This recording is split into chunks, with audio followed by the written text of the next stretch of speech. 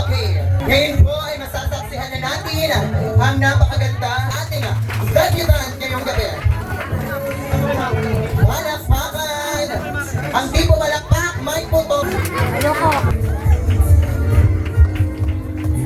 Ay, umarang siya.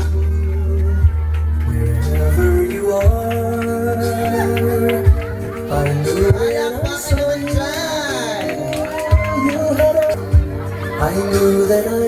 Okay, thank you so much. Okay, sabay-sabay po natin awitan na ng happy birthday si Diana. Dahil ngayong gabi ay siya ay ganap ng 18. Pwede na si Diana, legal na. Palakpakan naman!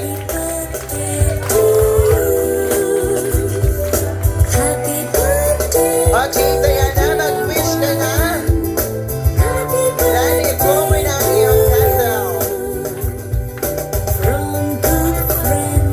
Okay, nasa na nga, mag-picture. Ano, 1, 2, 3. Yan, okay, happy birthday, Diana Jane. Thank you so much ating mga kuya. Family picture muna kayo. Maraming salamat po sa mga dumalo. Magandang gabi. So sa aking anak na ngayon ay nagdidiwang ng kanyang ika-18 kaarawan.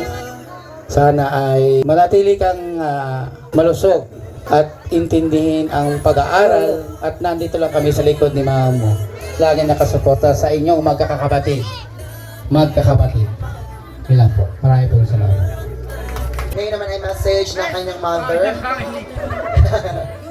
Magandang gabi po sa inyong lahat. Nagpapasalamat po ako unang-una sa Panginoong Diyos at naidaos rin po kahit ulang-ulan ang kaarawan ng aking anak. Ganon din po, nagpapasalamat ako sa mga taong tumulong, nagpagod at nagpakahirap upang magampanan namin ang tungkulin namin kay Diana Jane Montesa. Ganon din po sa mga bigay tulong, financially at saka po mga gawain. Nagpapasalamat po ako sa aking mga kamag-anak, kaibigan, lalo-lalo po sa aking mga magulang na walang sawang gumabay sa aking mga anak, lalong-lalo na po itong aking babae sa kanila po nakatira. Sa ngayon po ay para na kami ni Sir bagong kasal. Dahil po lagi kaming dalawa lang sa bahay. I-wish ko pala sa aking anak, mag-aral kang mabuti. Lahat ng bagay ay ibibigay namin sa iyo. Sa lahat ng gusto mo, sana ay matupad mo mga pangarap mo, anak.